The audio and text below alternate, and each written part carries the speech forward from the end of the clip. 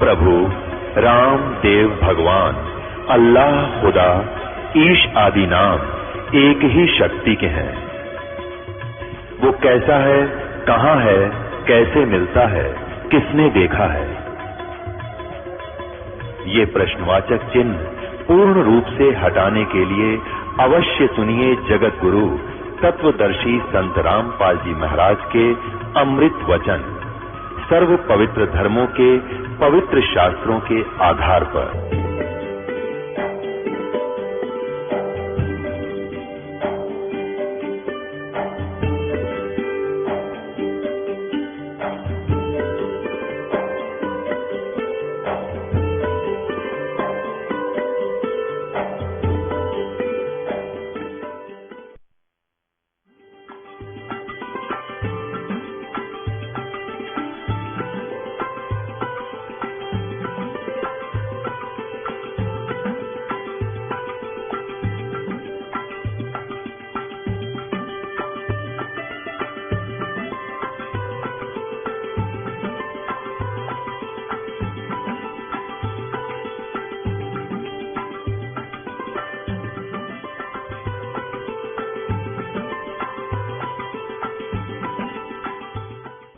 बोलो सतगुरुदेव की जय। बंदी छोड़ कबीर परमेश्वर जी की जय। बंदी छोड़ गरीबदास जी महाराज जी की जय। स्वामी रामदेवानंद जी गुरु महाराज जी की जय।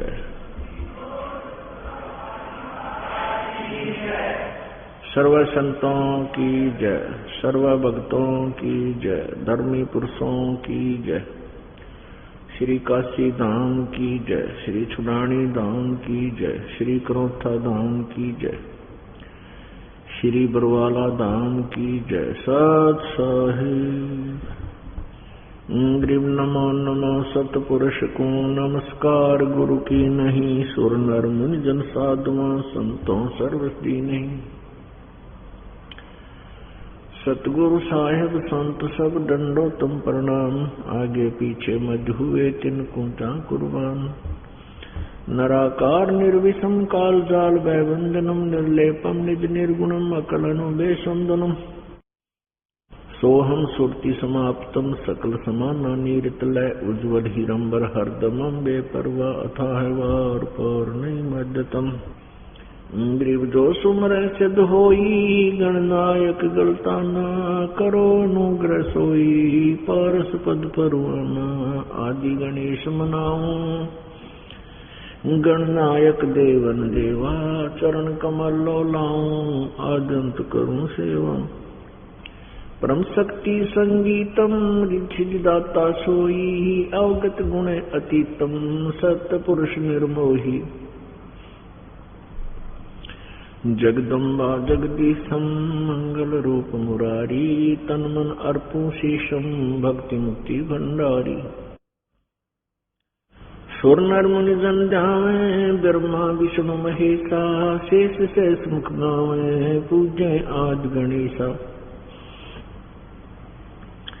इंद्र कुबेर सरीखा वरुण धर्म राय जावे। समर्थ जीवन जी का मन इच्छा फल पावे। 33 कोटि आधारा जावे से 88 ही उतरे भवजल पारा। कट है यम की फांसी 33 कोटि आधारा जावे से 88 उतरे भवजल पारा। कट है यम की फांसी। सत साहिब कर जोड़ूं विनती करूं। धरूं चरण पर शीश। गुरु जी राम देवानंद जी महाराज ने दियो नाम बख्शीश। कोटि कोटि सिजदा करूं कोटि कोटि प्रणाम। चरण कमल में राखियो मैं बंदी जाम गुलाम। कुत्ता हूँ गुरुदेव का रामपाल दास का नाम, गले प्रेम की जेवड़ी, जाखें चोवा जाऊं। तो करो तो बावड़ू, दूर दूर करो तो जाऊं। जो राखो तो ही रहूं, जो देवो सो खाऊं। तो करो तो बावड़ू, दूर दूर करो तो जाऊं। जो राखो तो ही रहूं, जो देवो सुख। जय इब के सतगुरु मिले, सब दुख आँखों रो। चरणों पर शीस धरूं, कहूँ जो करियो। कबीर गुरु जी मिलेंगे, पूछेंगे कुशलात। आदि अंत की सब कहूँ, अपने दिल की बात। गुरु जी तुम ना भूलियो, चाहे लाख लोग मिल जाएं। हमसे तुमको बहुत है, तुमसे हमको नहीं। तुमरे विसारे क्या बने, मैं किसकी शरण में जाऊं। शिव बिरंच मुनि नारदा, तिनके हृदय न समो। अब गुण किए तो बहुत किए, करत न मानी आरे। बावे बंदा बख्श दियो, बावे गर्दन उतार। अब गुण मेरे बाप जी, बख्शो गरीब नवाजे। जो मैं पूत कपूत हूँ, बोर पिता को लाज। मैं अपराधी जन्म का, नक्शक बरे विकार। तुम दाता दुख भंजना, मेरी करो संभार। परम पिता परमात्मा, सारी सृष्टि के रचनहार, कुल मालिक कबीर देव, कबीर साहब, कबीर परमेश्वर, सारी सृष्टि के रचनहार, कुल मालिक है। इन परमेश्वर की असीम रजा से इस पृथ्वी पर यह सत्संग प्रारंभ हुआ। सत्संग का अर्थ होता है जो सत्य ज्ञान, जहां पर सत्य ज्ञान का प्रचार हो।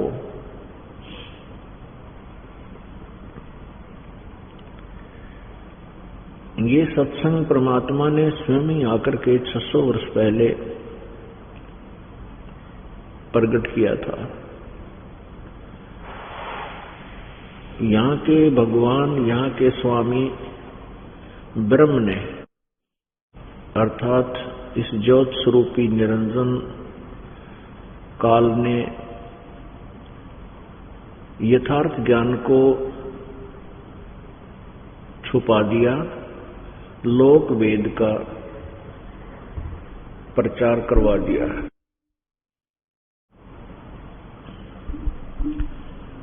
लोक वेद के आधार से प्रत्येक प्राणी कोई न कोई साधना कर ही रहा होता है, लेकिन समय आने पर उस पर लाभ कुछ नहीं होता।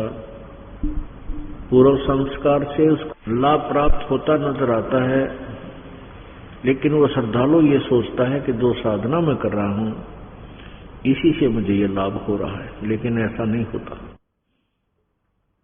वो उसको पूर्व जन्म का मिल रहा था। जैसे ये दास पहले हनुमान पुजारी था, बाबा श्याम जी की पूजा करते थे, श्री कृष्ण विष्णु भगवान को इष्ट रूप में पूजता था, शंकर भगवान की भी पूजा करता था। और भी जैसे कोई देवी देवता नजर आए उसी को प्रणाम कर दिया। और फिर भी हमें कुछ भौतिक लाभ हो रहे थे, जैसे पढ़ते थे तो शिक्षा में उत्तीर्ण हो जाना, फिर संतानोत्पत्ति, नौकरी की प्राप्ति, ये सब हम ये सोचा करते थे कि हम जो ये हनुमान चालीसा करते हैं, मंगलवार का व्रत करते हैं, बाबा श्याम जी की पूजा करते हैं, मुझे इससे लाभ हो रहा है। अब परमात्मा के इस तत्व ज्ञान की रोशनी में अब ये पता चला कि ये जो हमें मिल रहा था वो तो अपने पूर्व संस्कार का ही संचित प्रारब्ध कर्म मिल रहा था।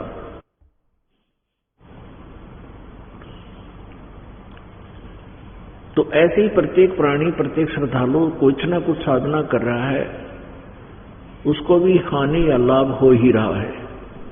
लाभ होता है तो जिस इष्ट को पूजता उसको क्रेडिट दे देता है, हानि होती है तो अपने कर्मों को दोष देता है। ऐसा एक अच्छी आत्मा का स्वभाव हुआ करता है। तो काल भगवान ने हमें ऐसा फंसा दिया, ऐसे जाल में डाल दिया, ऐसे चक्रव्यूह में फंसा रखा है कि हम अपनी साधनाओं को करते हुए भी दूसरे की साधना अगर हम देख लेते हैं उसको भी करने की चेष्टा करते थे। जैसे कोई मंगलवार का व्रत रखता है तो मंगलवार का व्रत रख दिया, किसी ने एकादशी का बताया तो वो भी शुरू कर दिया। इससे सिद्ध है कि हम अपनी क्रिया से संतुष्ट नहीं थे, और जो ऐसा करते हैं वो संतुष्ट नहीं है। उसके लिए हमने अपने सदग्रंथों को पुनः आधार बनाना पड़ेगा। अपनी अपनी कह गए इस दुनिया के मां, और बिन साहेब की बंदगी की ठोर ठिकाना ना। अपनी अपनी सभी ने कहा है, अपने अपने सतर की सबने ज्ञान दिया है,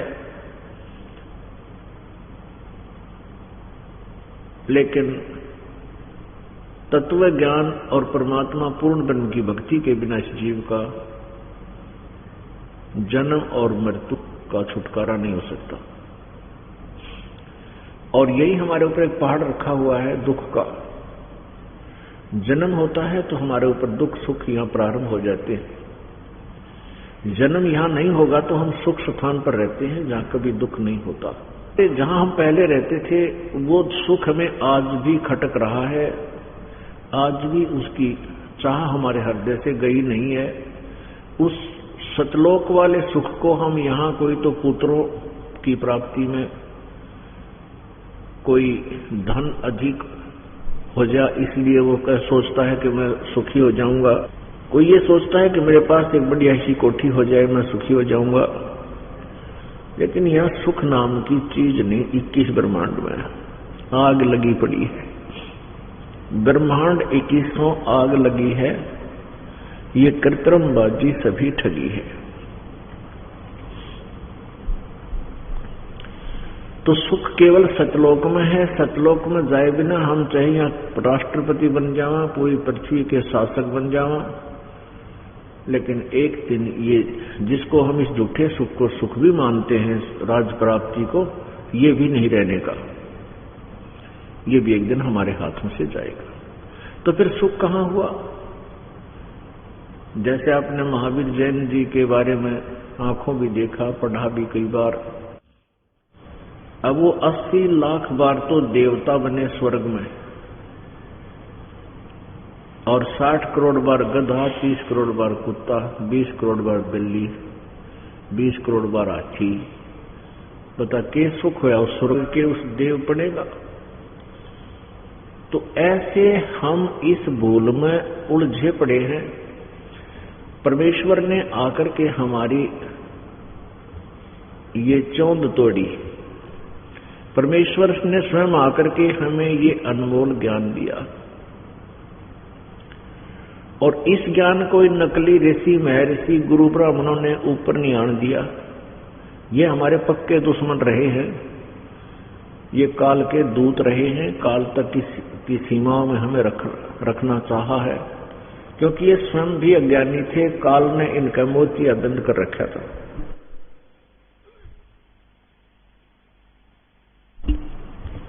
इन अज्ञानियों को, जिनको संस्कृत लैंग्वेज आती थी, हमने महाविद्वान मान रखा था, और जिस कारण से हम परमात्मा को पहचान नहीं पाए हमारे पूर्वज, और इन्हीं को ऋषि महर्षि विद्वान पुरुष मानते रहे। किसको? जिनको संस्कृत भाषा आती थी, और वो एक ही वर्ग था, ब्राह्मण वर्ग। तो जिस कारण से हम अपने भगवान को नहीं पहचान सके, अपने घर पर लाल रखा हुआ था, उस लाल से हम परिचित नहीं थे, जिस कारण से हम कंगाल बने रहे, भक्ति मार्ग के हम कंगाल बने रहे। परमेश्वर ने उस लाल की पहचान, अपनी ही पहचान, अपनी ही अमृतवाणी में लिखी हुई थी, इस दास के ऊपर मेहर की। इस दास का मोतियाबिंद, अज्ञान रूपी मोतियाबिंद हटाया, तो दास को पता चला कि परमात्मा कौन है, कैसा है, कहाँ रहता है, और जिसका समर्थन सभी सदग्रंथ कर रहे हैं। यजुर्वेद अध्याय नंबर 40 के श्लोक नंबर 10 से लेकर 13 तक ये स्पष्ट किया हुआ है कि कोई तो परमात्मा को उत्पन्न होकर मनुष्य की तरह जन्म लेने वाला मानता है, और कोई उसको असंभव कहता है, यानी वो जन्म ना लेता। तो इसके विषय में भी, इस कंसेप्ट को क्लियर भी वो तत्वदर्शी संत ही करेंगे, उनसे सुनो। तो इससे ये सिद्ध हुआ कि वेद ज्ञान कंप्लीट नहीं है, इनकम्प्लीट है। उसमें वो तत्वदर्शी जो ज्ञान बताओगा वो ज्ञान नहीं है उसमें। फिर दूसरा ये लिखा है कि कोई तो जिसने विद्या आ गई,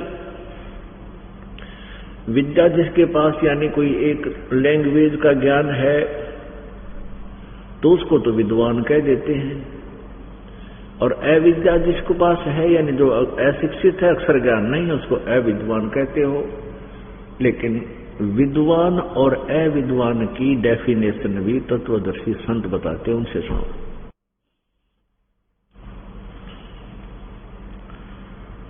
तो पुण्यात्मा, एक भाषा के ज्ञान हो जाने से विद्वान नहीं होता, वो तो एक ही लैंग्वेज का विद्वान है। किसी को संस्कृत आती है तो अंग्रेजी नहीं आती, वहां फेल हो गया। अंग्रेजी संस्कृत आती है तो किसी को दूसरी लैंग्वेज ना आती, वहां फेल हो गया। परमात्मा की वाणी पढ़कर देखना आप, कबीर जी की, गरीबदास साहिब जी की, इसमें सभी लैंग्वेजों का समावेश है, सभी भाषाओं का समावेश है। पूरी पृथ्वी की जितनी भी भाषाएं हैं, तो परमात्मा सब प्राणियों की भाषा समझता है। वो चिट्टी, हाथी, पशु पक्षी नहीं बोल पाते, उनका भी अंतःकरण की सब मनोकामना को जानता है, इसकी क्या तमन्ना है, क्या चाहता है। तो वो परमात्मा, वो कबीर जी, कबीर देव, वो दुल्हा कबीर, धानक कबीर जो बनारस में आया था, ये वो परमात्मा है जो स्वयं ही तत्वदर्शी संत की भूमिका करते हैं और स्वयं ही एक दास बनते हैं, और स्वयं ही वो एक अच्छे नागरिक की तरह रहते हैं, और मालिक तो वो है ही है। तो परमात्मा कबीर जी ने आकर के अपना ये ज्ञान बताया था, और 600 वर्ष पहले इसको लिपिबद्ध करवा दिया था प्रभु ने, ताकि आज हम ये पहचान सकें कि जो सन 1398 में कमल के फूल पर एक बालक रूप धारण करके प्रकट हुए थे, सतलोक से आकर, सचखंड से आकर, और जो आगे चल के एक जुलाहा धानक कहलाए, ये ही पूर्ण परमात्मा हैं। अब केवल हम कुछ चमत्कारों से भी परमात्मा नहीं पहचान सकते। बहुत से संतों, ऋषियों, सिद्धों के हम बहुत से चमत्कार सुनते हैं, उसने ऐसा कर दिया, उसने ऐसा कर दिया, उसने ऐसा कर दिया। अगस्त ऋषि सारा समुद्र पी लिए थे, 7 समुद्र एक ही घूंट में। तो परमात्मा कहते हैं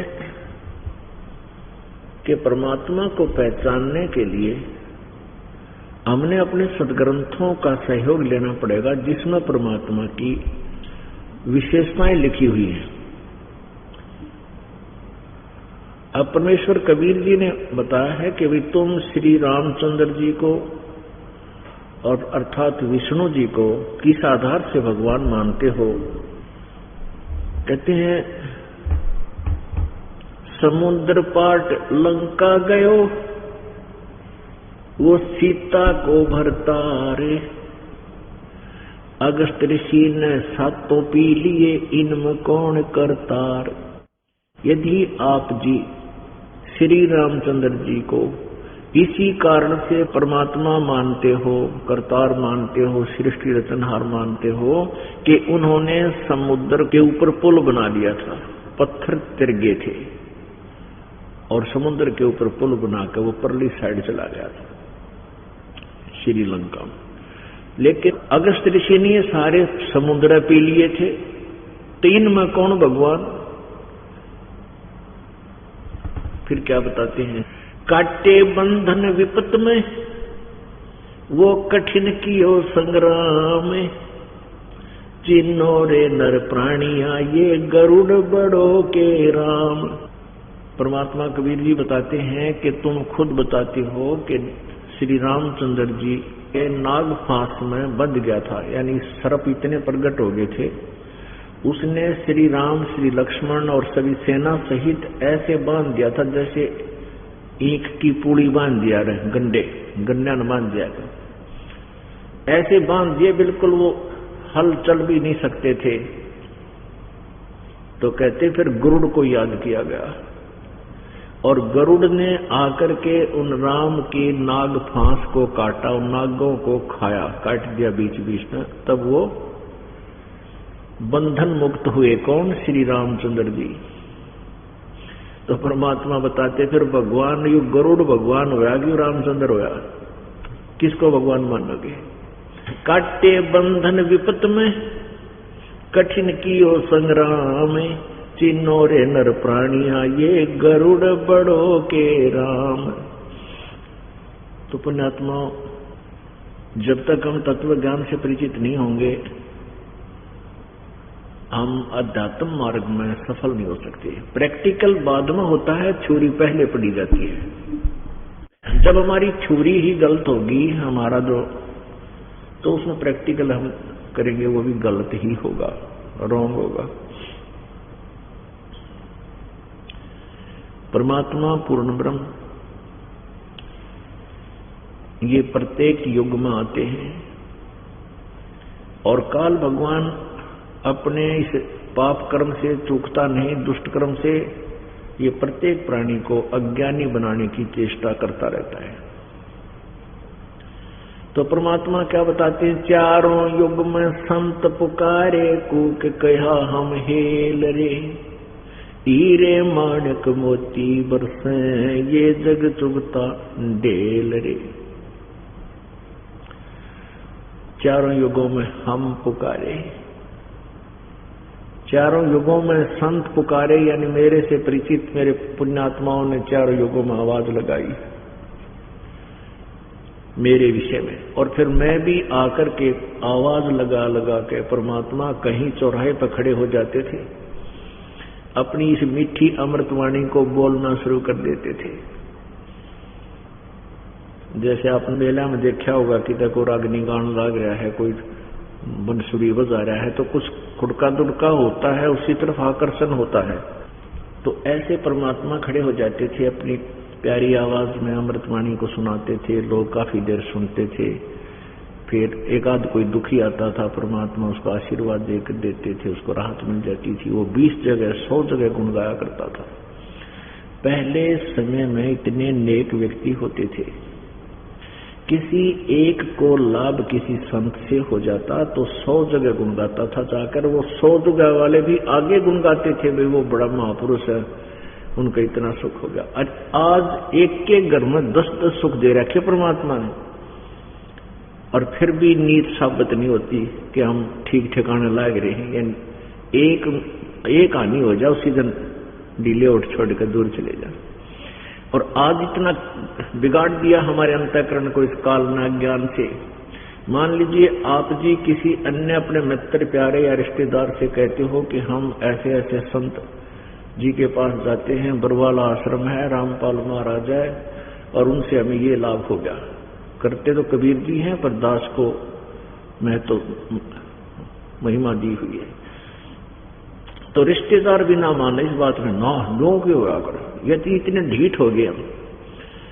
तो कहने का भाव ये है, पुण्यात्माओं, काल तो अपना काम कर रहा है और परमात्मा अपना कार्य करते हैं। वो अपनी सतिथि को बनाए रखने में कसर नहीं छोड़ रखी, और काल ने परमात्मा का नाम मिटाने में कति कसर नहीं छोड़ रखी। सभी को अज्ञान से परिपूर्ण कर दिया, सबकी थ्योरी गलत करवा दी, प्रैक्टिकल भी गलत होंगे, उनसे उपलब्धि हो नहीं सकती, इसलिए सब नास्तिक होते जा रहे हैं। कुछ ये बीच बीच में सिर फिरे ऋषि मैं ऋषि बना के भेज दिए, जिन्हें कह का भी ना पता था, और हम अज्ञानता उनको मैं ऋषि पूर्ण है, बड़ा ज्ञानी विद्वान, वेदों के ज्ञाता, बड़े मंडलेश्वर हैं।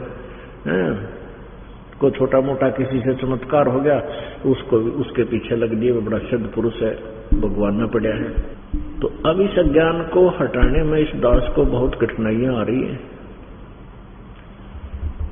लेकिन परमात्मा का वचन फल रहा है कि कलयुग में मेरा ज्ञान पूरे विश्व में होगा। उस दिन की इंतजार है, किस दिन ये ज्ञान परमात्मा के बच्चों तक ये काल पहुंचने देगा, कब इनके भाग उदय होंगे, कब इस दास का ये प्रयत्न सफल होगा।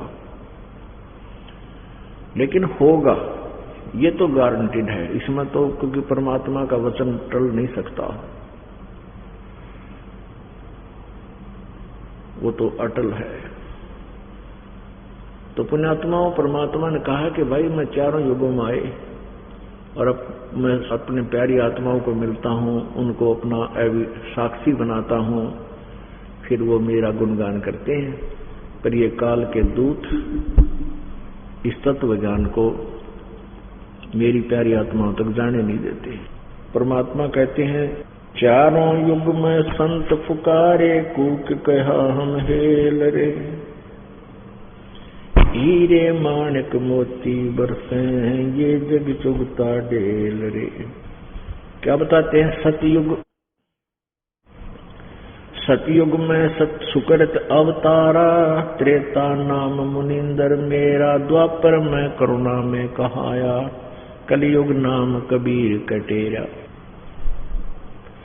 सतयुग में मनु समझाया, कालवश रह मार्ग नहीं पाया, उल्टा दोष मोहे पर लाया, वामदेव मेरा नाम धराया।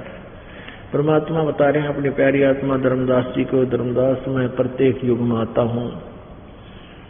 सतयुग में मनु महाराज को, मनु ऋषि को मैंने बहुत समझाया, लेकिन इसने एक नहीं मानी मेरी।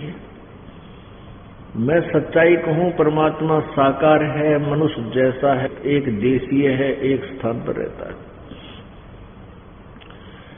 और मैं ही वो परमात्मा हूं। लेकिन मनु जी ने मेरे को वामदेव कहना शुरू कर दिया। देव माने परमात्मा, वाम माने उल्टा, यानी उल्टा ज्ञान देने वाला मेरा नाम रख दिया। त्रेता में नल नील चेताया, लंका में चंद्र विजय समझाया, सीख मंदोदरी रानी मानी, समझा नहीं रावण अभिमानी।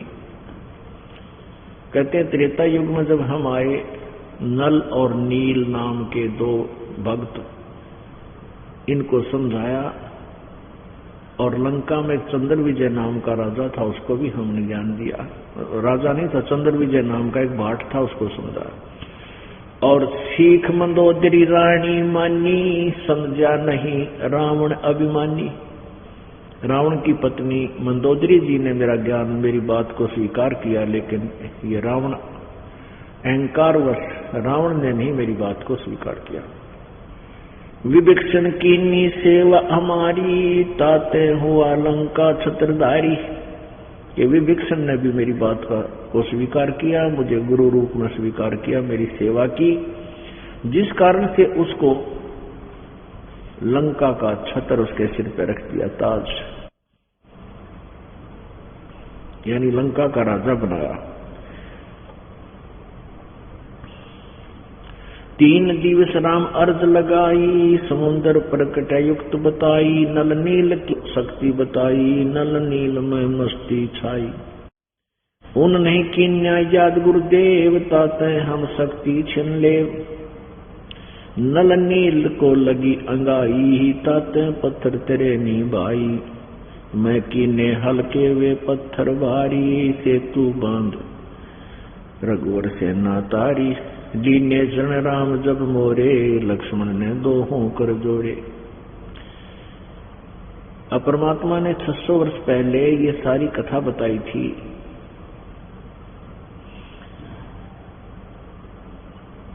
कि जब, अब आपको कथा सुनाते हैं कि परमात्मा चारों युगों में कबीर जी आते हैं, जैसे कलयुग के अंदर आए हैं 600 वर्ष पहले कबीर नाम थे, कबीर नाम से। तो पूरे कलयुग में कबीर नाम ही से उनकी महिमा बनी रहेगी। बाकी अन्य रूपों नामों से भी परमात्मा आते रहेंगे, लेकिन कबीर नाम से जो प्रकट हुए हैं यही महिमा अंतिम कलयुग के लास्ट तक चलेगी। ऐसे ही सतयुग में परमात्मा सत्सुकृत नाम से आए थे और आते भी हैं, ऐसे ही प्रत्येक युग में ऐसे ही आते रहे हैं। और उसमें मनु को मिलते हैं। ये मनु, व्यास आदि जो उपाधि हैं, ये आत्माएं बदलती रहती हैं, इनकी ये उपाधि बनी रहती है, पोस्ट। तो परमात्मा मनु को मिलते हैं, मनु जी से बहुत कुछ समझाने की चेष्टा करते हैं, क्योंकि मनु को बहुत से अन्य ऋषि लोग भी आदर देते हैं, उनके ज्ञान को सत्य मानते हैं। परमात्मा ये चाहते हैं कि ये मनु समझ जाए तो शायद सभी मेरी बात को मान लें। लेकिन मनु जी ने परमात्मा को ही विपरीत ज्ञान देने वाला डिक्लेयर कर दिया, और सभी ने उस मनु की बात को मान लिया, परमात्मा की बात को नहीं माना, क्योंकि काल की प्रेरणा भी साथ रहती है।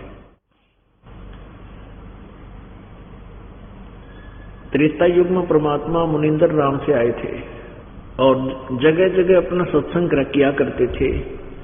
दुखी व्यक्ति आते थे, परमात्मा की वाणी सुनते थे, उनको सुख हो जाता था। इस प्रकार प्रभु से वो लाभ उठाते थे। ये नल और नील नाम के दो, ये आपस में मौसी के बेटे थे और दोनों ही 3 ताप से ग्रस्त थे, मेंटली डिस्टर्ब थे, सारे शरीर में भी परेशानी रहती थी। तो ये अपने कष्ट निवारण के लिए ना जाने कितने संतों, ऋषि, महापुरुषों, मंडलेश्वरों के पास जा चुके थे, जाड़े जुड़ेलवानियों के पास भी गए, लेकिन किसी से राहत नहीं मिली। अंत में सब ये कह देते थे कि ये तुम्हारे प्रारब्ध का दुख है, ये तो भाई तुमने भोगना ही पड़ेगा, ये तो तुम्हारी मृत्यु के साथ ही अंत होगा, ऐसा कह देते थे। लेकिन फिर भी परमात्मा की चाह, परमात्मा से कष्ट निवारण करने की का उद्देश्य समाप्त नहीं होता, क्योंकि आत्मा इस चीज से खूब परिचित है कि परमेश्वर एक ऐसी शक्ति है, वो हमें खूब सुख दे सकता है, हमारे कष्ट का निवारण कर सकता है। एक दिन वो हताश हो चुके थे, यही सोच लिया था कि अब तो हम मृत्यु इसी कष्ट में होनी है। फिर भी साधु संतों का कहीं भी सम्मेलन होता था, वहां पहुंच जाया करते थे। एक बार परमात्मा कबीर जी वहां सत्संग, एक दरिया के किनारे सत्संग कर रहे थे, तो नल और नील भी वहां पहुंच गए। पहले सत्संग सुना, फिर आशीर्वाद लेने के लिए आए। आशीर्वाद लेते ही उनके कष्ट दूर हो गए, जो उनको प्रॉब्लम थी शरीर में वह नहीं रही। तो नल और नील के खुशी का ठिकाना नहीं रहा। आश्चर्यचकित हो गए कि जिस कष्ट को प्रारब्ध कष्ट बताया जा रहा था और पाप कर्मों का दंड बताया जा रहा था, जो अक्षमा नहीं हो सकता ऐसा कहा जा रहा था, आज वो दुख नहीं रहा। दोनों चरणों में गिर गए और फूट फूट कर रोने लगे। परमेश्वर कबीर जी ने कहा, बेटा क्या आपत्ति है, क्या कारण है, तुम इतना बुरी तरह क्यों रो रहे हो, बताओ क्या दिक्कत है। रोते रोते आंखों में आंसू भर के कह रहे हैं, प्रभु जो दिक्कत थी वो अपने दासों की दूर कर दी। अब हम तो खुशी में रो रहे हैं कि हम जिस शक्ति को ढूंढ रहे थे आज सब तय मिल गई। फिर अपनी सारी राम कहानी बताई, हम ऐसे ऐसे दुखी थे। पूरा खड़ा होकर के पूरे वहां उपस्थित सैकड़ों की संख्या में जो भक्त श्रद्धालु आए हुए थे उन सबके सामने अपनी दुख भरी कहानी सुनाई। हे परमात्मा, हमने तो ये सोच लिया था कि ये ऐसे ही भुगत भुगत के मरना होगा। जब ऐसा सुख हो जाता है फिर ज्ञान में भी रुचि आती है। फिर परमात्मा का वो ज्ञान सुना। प्रभु ने कहा, बेटा सेवा किया करो। देखो पुण्यात्माओं, हमारे कई प्रकार के पाप होते हैं। जैसे एक भयंकर रोग होता है तो डॉक्टर कई प्रकार की टेबलेट नारी देगा, कैप्सूल अलग से देगा, इंजेक्शन लाओगा, पीने की दवाई भी देता है, कि तो मालिश की भी दे दे। तो कहने का भाव ये है, स्वस्थ करने के लिए जिस भी मेडिसिन की आवश्यकता वो सारी खानी पड़ेगी। तो ऐसे ही हमने इस काल के जाल से निकलने के लिए, जन्म मृत्यु के दीर्घ रोग से छुटकारा पाने के लिए, और यहाँ जो हमारे ऊपर कुछ कष्ट आ रहे हैं इनको निवारण करवाने के लिए सारी ही टेबलेट्स यानी सारी ही क्रियाएं, सारी ही प्रकार की साधनाएं आपने करनी पड़ेंगी। जैसे वस्त्र मैला हो गया, इसको धोने के लिए पानी, कुछ तो ऐसी मिट्टी है जो पानी में कर निकाल दे कपड़े न वैसे सूख साफ हो जाए। कुछ ऐसा मैल होता है जो पानी से नहीं होता, फिर साबुन लगाना पड़ता है। कुछ ऐसे दाग बन जाते हैं जो फिर ड्राई क्लीन से ही समाप्त होते हैं।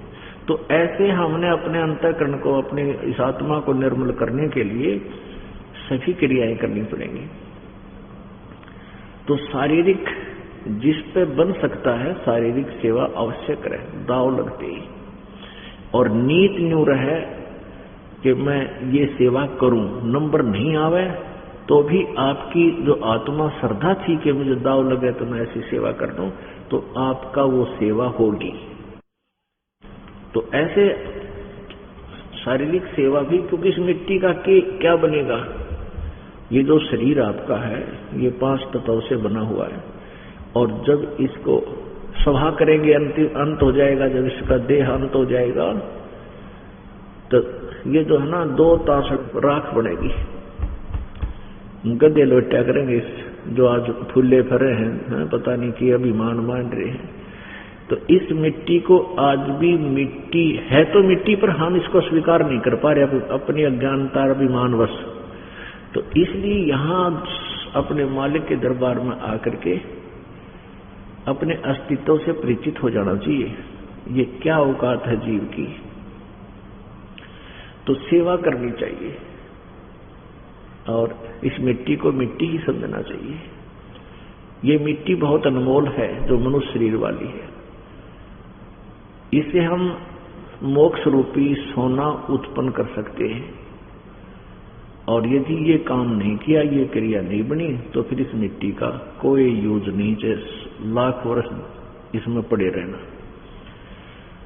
तो परमात्मा ने समझाया, बेटा तुम सेवा किया करो। जैसे बर्तन साफ करने हैं भंडारे में, कोई वृद्ध बीमार है उसके कपड़े धोने हैं, लंगड़े लूल्हे भी आते थे मालिक के पास, कोडी भी आते थे, ये इनका सेवा करो। ये भी आपके भाई बहन हैं, इन्होंने पिछले जन्मों में घने पाप कर रखे हैं, अब ये इनको दे दिया, मंत्र दे दिया है, अपना इस मंत्र से अपना पाप नाश कर लेंगे, भक्ति करेंगे और स्वस्थ हो जाएंगे, फिर ये भी सेवा किया करेंगे। तो नल और नील बर्तन ले जाते, क्योंकि वहां ऐसा संग्रह नहीं होता था। उस समय क्या होता था, जो भी सत्संग सुनने जाता था अपने कपड़े बर्तन साथ ले जाते थे, अपने अपने न्यारे रखा करते, और भंडारा वहां सामूहिक हो जाता था। आप ही बनाते थे जैसे आप लोग बनाते हो। जो बर्तन साफ करते थे, किसी के कपड़े गरीब, कोई लंगड़ा लुल्ला था, कोई अंधा था, कोई बीमार है, रोगी है, ऐसा है, वृद्ध है, तो उनके कपड़े भी ले जाते थे, धोया करते थे। सभी भगत जो ठीक से होते थे, तो नल नील जी कपड़े ले जाते धोने के लिए। उसमें साबुन वगैरह था होता नहीं था, वैसे ही थोड़ी देर पानी में डाल देते थे, भीग जाएंगे, फिर इनके मार कर मोगरे डंडे और 2 दाग ले चलेंगे, ऐसे करते थे। तो वो कपड़ों को दरिया में डाल देते थे, कोई बाहरी वस्तु एक रख देते थे उनके ऊपर, जैसे सबको लंबे लटका कर इकट्ठे से करके एक स्थान पर दाग दिया करते हैं, बाकी पानी में ऐसे चलते रहते हैं। तो घंटा आध घंटा वो बैठ जाते थे कि इनका मैल कुछ गल जाए, फिर धोआंगे। और वो बैठकर भगवान की चर्चा करनी शुरू कर देते थे, अपने दुख निवारण के विषय में रह रहकर परमात्मा का शुक्र किया करते थे कि हे भगवान, कहाँ छुप रहे थे ये भगवान, हम इसके लिए तड़फ रहे थे। सभी संतों ऋषियों ने कह दिया था तुम्हारा ये पाप कर्म का दंड है, ये क्षमा नहीं हो सकता, ये नाश नहीं हो सकता, तुमने भोगना ही पड़ेगा। और आज हमें सौपन सा हो रहा है। ऐसे चर्चा में व्यस्त हो जाते थे। उधर से क्या होता था, कोई कपड़ा बह जाता था, किसी का लंगोट बह गया, किसी का पजामा, किसी की धोती, किसी का कुर्ता, यानी एक आध आइटम किसी न किसी का कम हो जाता था। तो दोनों जब वो धो धाकर ले आते थे और वहां दे देते थे, टांग देते, सुखा देते, सूखने के बाद उसको दे देते थे जिसका जैसा। तो वो देखकर कहते थे कि मेरा तो एक कुर्ता नहीं आया, दूसरा कहता मेरी धोती खूगी, गुम होगी, कोई कहता मेरा लंगोट कच्छा को नहीं पाया। तो वो कहते थे जी हम तो सारे ले गए थे, इतने ही ले गए थे, इतने ले आए। उनको पता नहीं चलता था। कहने का भाव ये है कि वो दुखी हो गए वो लोग। कौन? जिनके वो वस्त्र धो के लाया करते। ये वहां 2-3 दिन सत्संग में रुकना, दूर स्थान पर कोई शहर होते थे, पैदल आना जाना, कोई व्हीकल नहीं होता था, तो कोई आइटम की कमी हो जाती तो वो पूर्ति नहीं हो सकती थी वहां, यानी कोई शहर नहीं था। तो किसी के बर्तन ले जाते थे धोने के लिए, वो बह जाते थे, फिर वो दुखी होते थे, फिर कहते थे भी नल नील तुम हमारी सेवा मत करा करो,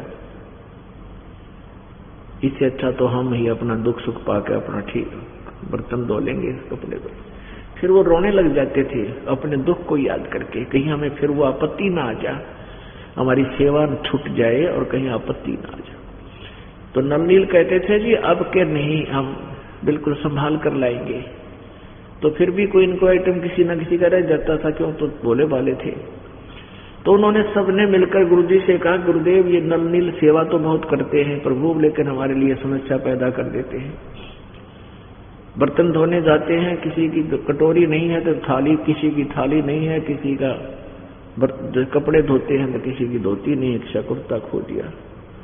वो कहते हैं नहीं, तो दूसरे बताते थे जी ये क्या करते हैं, ये भगवान की चर्चा करने लग जाते हैं बैठ कर वृक्ष के नीचे, इनको पता ही नहीं लगता क्या डूब रहा है, क्या तैर रहा है, कौन सा आइटम गुम हो रहा है। तो वो कहने लगे कि जी इनसे कहो कि ये हमारी सेवा ना करें, हम अपने आप कर लेंगे। हम मना करते हैं तो ये रोने लग जाते हैं। परमात्मा के आदेश होने से पहले वो बुरी तरह रोने लग गए, हाथ जोड़कर कहने लगे प्रभु हमारी सेवा ना छीनना है। उनको डर था कि तुम फिर आपत्ति में ना गिर जाओ, ये कष्ट तुम्हारे ऊपर फिर ना आ जावे।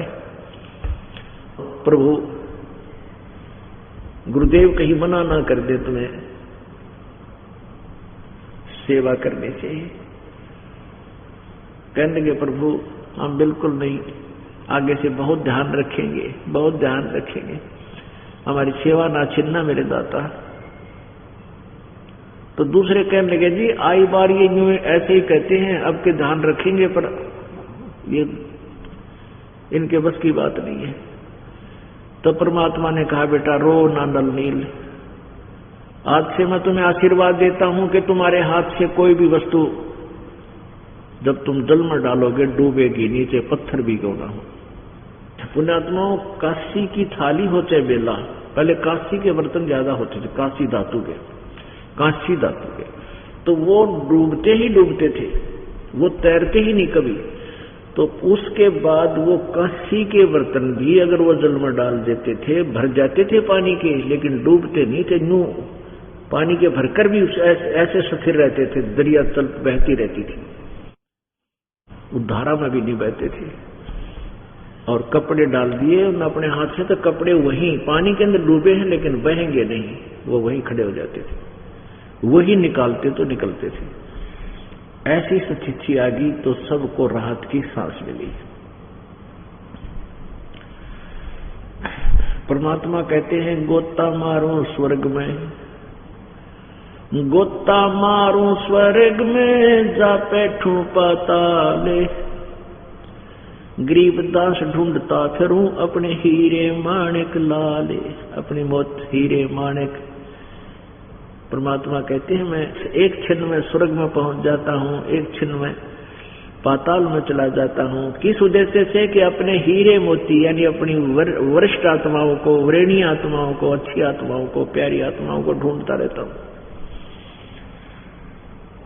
इसी उद्देश्य से परमात्मा श्रीलंका में चले गए। श्रीलंका में गए, वहां जाकर के एक वृक्ष के नीचे विराजमान हो गए। साधु संत ऋषि की वेशभूषा थी प्रभु की। और श्रीलंका के अंदर एक चंद्र विजय नाम का भाट था और उसके 16 सदस्य थे, वो कुल मिलाकर एक परिवार के 16। वो बड़े धार्मिक व्यक्ति थे। वैसे तो पहले सभी धार्मिक होते थे और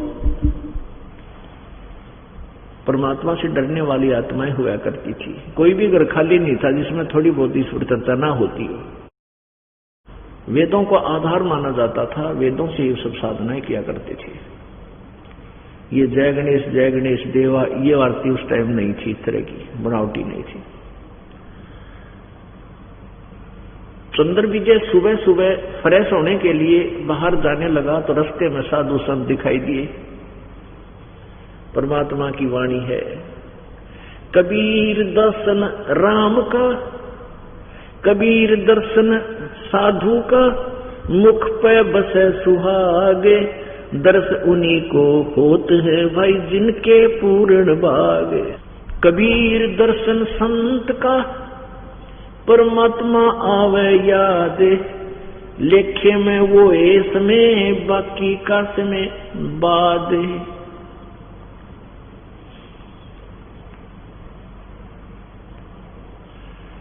तो जो पुण्य आत्मा होती है उनको साधु संत भक्त मिल जाए, आत्मा गदगद हो जाती है। तो चंद्र विजय ने प्रणाम किया परमात्मा को ऋषि रूप में, के ऋषिवर को प्रणाम, नमस्कार हो। अब कबीर परमात्मा ने प्रति उत्तर दिया, प्रणाम बच्चा, आजा बैठ जा। बैठ गए। अब कहते हैं सूत्या साधु जगाइए, भाई करे राम का जाप, ये तीनों सोते भले भाई, साकट सिंह और सांप। कहते हैं निकम्मे आदमी ने, साकट ने और शेर को और सांप को, कहते हैं ये तो सूते अच्छे न छिड़े नहीं। और भगत साधु संत को अवश्य यानी उसे संपर्क साध है। लेट रहा हो, सो रहा हो तो भी चरण छू करके राम राम बोला, उठेगा तो मान ले की चर्चा जरूर करेगा साधु संत भक्त। कहते हैं सूत्या साधु जगाइए, वो करे राम का जाप, ये तीनों सूते भले भाई, साकट सिंह और सांप। कहते नकम्मी आत्मा, और ये सांप और शेर, कहते ये सूते अच्छे नछेड़े नहीं नकम्या। तो जो ही परमात्मा के पास बैठा, मालिक ने कहा बेटा भक्ति करते हो? कहा जी भक्ति करते हैं। किस चीज की? किसको भजते हो? कि शिव जी भगवान को। क्योंकि रावण ने भगवान शिव जी की साधना की थी, और रावण के गुरुजी ने, वो अज्ञानी था लेकिन अपने आप को बड़ा विद्वान सिद्ध किए हुए था। उसने रावण को वेदों का आश्रय देकर के वेदों में लिखा है कि महादेव जो शिव है ये सर्वेश्वर है, मृत्युंजय है, कालज्ञ है, और इसका मंत्र बता दिया ओम नमः शिवाय। अब उस रावण ने शिव जी की पूजा करके बहुत सी सिद्धियां प्राप्त कर ली, बहुत सा धन प्राप्त कर लिया। तो उसने पूरी लंका में शिव जी की साधना का आदेश दे रखा था। तब परमात्मा ने कहा उस चंद्र विजय भाट से कि भाई ये ब्रह्मा, विष्णु और शिव जी ये तीनों नाशवान हैं, ये अजर अमर नहीं है, सर्वेश्वर नहीं है, और वेदों में इनका कोई वर्णन नहीं है, कोई जिक्र नहीं है। वेदों में जो महादेव नाम है या वेदों के अंदर परमेश्वर नाम है, ये उस परम शक्ति के विषय में जानकारी है जिसकी जानकारी मैं देने का के लिए। तो उसमें वेदों को भी तकरीबन समझ लिया करते थे, सुनाया करते थे जो थोड़ा बहुत। तो कहने का भाव यह है कि चंद्र विजय को परमात्मा ने सृष्टि रचना सुनाई। चंद्र विजय ने सोचा भी कुछ ही देर में ये ज्ञान नहीं समझा जा सकता। प्रार्थना की है ऋषिवर, दास का घर साथ में ही है, दया करो आप दास की झोपड़ी पर, फिर वहां आपका सारा ज्ञान सुनूंगा। तो परमात्मा उस चंद्र विजय के साथ उनके घर पर आ गए। घर पे 16 सदस्य और थे। उन्होंने ज्ञान सुना, यानी उसकी पत्नी थी, पुत्र थे, पुत्र वधू थी, लड़कियां बेटियां थी, सबने ज्ञान अवश्य सुना, लेकिन दीक्षा नहीं ली। दीक्षा केवल चंद्र विजय ने दी। परमात्मा चले गए। चंद्र विजय ने फिर पूरे परिवार को तैयार किया, समझाया। उसके बाद फिर दोबारा फिर गए कबीर जी लंका के अंदर, तो पूरे परिवार ने उपदेश लिए। उस पुण्य परिवार में परमात्मा 1 हफ्ता रुके, सबको शाम को बैठा के पूरी कथा सुनाते, सत्संग सुनाते। तो वो सारे के सारे रंग में रंग दिए। अब जो चंद्र विजय की जो पत्नी थी, वो कर्मवती नाम था उसका, वो रावण की पत्नी मंदोदरी के पास जाती थी, और चंद्र विजय जाता था रावण के पास। वो उसका पर्सनल भाट था। और ये भाट लोग क्या करा करते हैं, राजा को खुश करने के लिए कुछ ऐसे चुटकुले उनकी महिमा के पुल बांध दिया करते। आप तो राजा रिद्धि राज हो, आप तो सरताज हो, पता नहीं क्या गुण गाया करते। और राजा उनको कुछ खुश होकर थोड़े बहुत मनी दे देता था, पैसे देता। ऐसे ही मंदोदरी के पास वो कर्मवती जाती थी, चंद्र विजय की पत्नी, और मंदोदरी का रिक्रिएशन कराया करती थी, मनोरंजन कराया करती थी, बूढ़ी बूढ़ी गंदी गंदी कथा सुना के, बूढ़े बूढ़े चटकले सुना के, अभद्र तरीके थे। और मंदोदरी बड़ी खुश होती थी, रानी को प्रसन्न करती थी। तो रानी उसको कुछ पैसे दे देती थी, कुछ दाने डाल देती थी। ऐसे उनका व्यवसाय चल रहा था। जब उस कर्मवती को ये ज्ञान हुआ, इस ज्ञान के अतिरिक्त वो कोई चर्चा नहीं करती थी। जहां भी बैठती थी मालिक की चर्चा सुनाती थी, सृष्टि रचना कथा सुनाती थी। हमारे घर पर भगवान आते हैं, परमात्मा आते हैं। तो मंदोदरी को जब उसने सृष्टि रचना सुनाई, ये परमात्मा की अमृतवाणी सुनाई, सब कथा सुनाई, तो मंदोदरी रानी जो है उसके मुंह की तरफ देखे और उसने नो कहे बूंदे मुंह वाली, ये तू इसे बूंदी बोला करती, ये सुथरे वचन तेरे मुख तो आज के ऊपर निकल रहे हैं, तूने ये ज्ञान कहाँ से प्राप्त किया? तू तो कलजी भी थी कति, तेरा किसके बोला करती बूंदे बूंदी। अब ये ऐसी अमृतवाणी तू कहाँ से ले आई? तो कर्मवती ने कहा कि महारानी, अनजानपने में मैंने बहुत गलतियां कर ली, पर अब नहीं करूंगी। ये जीव तो भगवान के लिए बताइए परमात्मा ने किस राम का नाम ले या अच्छी वाणी बोले, ना तो इसकी कोई जरूरत को ना। परमात्मा कहते हैं जीव या तो वाय बली जो रटे हरि नाम, और नहीं तो काट के फेंक दियो, यो मुंह में बलो नहीं चाम।